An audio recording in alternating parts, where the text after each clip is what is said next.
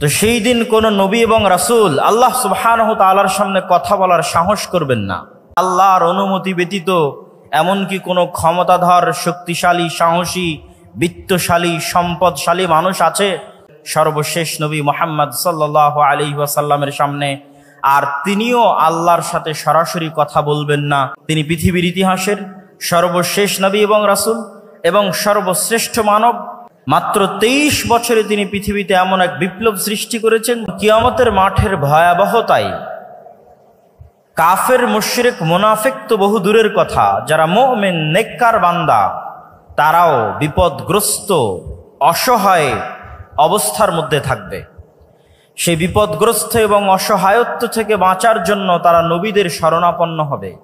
প্রথমে আদম, তারপরে নূহ, তারপরে ইব্রাহিম, তারপরে মূসা, তারপরে ঈসা, এইভাবে যত বড় বড় নবী আছে তাদের কাছে যাবে এবং বলবে, আপনারা আজকে একটু আল্লাহর সাথে কথা বলেন, আল্লাহকে বলেন তিনি যেন দ্রুত বিচার শুরু করে।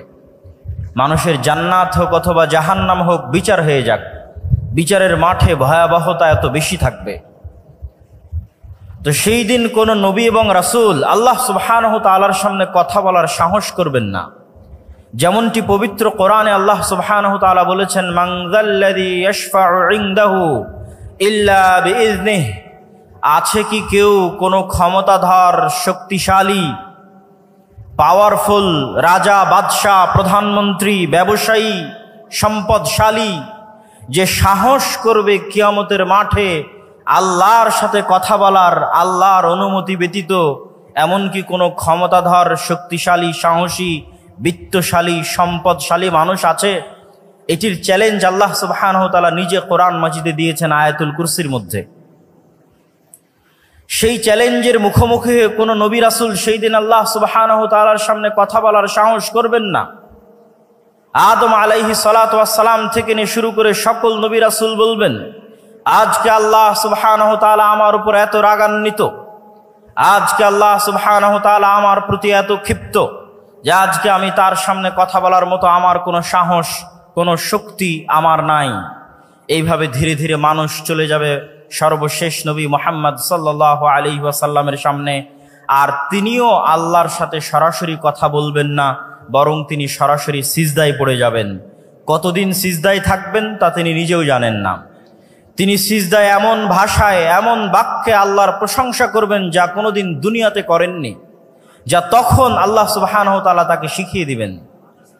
দীর্ঘ এক সময় অতিক্রম হওয়ার পর যতক্ষণ আল্লাহ চাইবেন, সেই সময় অতিক্রম হওয়ার পর আল্লাহ বলবেন, ইয়া মুহাম্মদ ইরফা রাসাক সাল তু'তা ওয়াশফা তুশাফা, মুহাম্মদ মাথা উঠাও, চাও দেওয়া হবে, সুপারিশ করো গ্রহণ করা হবে। এই যে কিয়ামতের মাঠে আদম থেকে নিয়ে কিয়ামত পর্যন্ত কোটি কোটি মানুষ এবং জিনের সামনে মুহাম্মদ সাল্লাল্লাহু আলাইহি ওয়াসাল্লামের যে শ্রেষ্ঠত্ব প্রকাশ পাচ্ছে, এই শ্রেষ্ঠত্বকেই বলা হয়েছে মাকাম মাহমুদ। আমি মুহাম্মদ সাল্লাল্লাহু আলাইহি ওয়াসাল্লাম সম্পর্কে আমার আলোচনা দীর্ঘায়িত না করে এতটুকু বলেই এই পর্বের আলোচনা শেষ করছি। তিনি পৃথিবীর ইতিহাসের সর্বশেষ নবী এবং রাসূল এবং সর্বশ্রেষ্ঠ মানব, এবং অল্প সময়ের মধ্যে পৃথিবীকে প্রভাবিত করতে পারে এরকম সর্বশ্রেষ্ঠ বিপ্লবের জন্মদাতা। মাত্র 23 বছরে তিনি পৃথিবীতে এমন এক বিপ্লব সৃষ্টি করেছেন যার প্রভাব পৃথিবীর ইতিহাসের সবচেয়ে সুদূর প্রসারী এবং সবচেয়ে প্রভাব বিস্তারকারী বিপ্লব।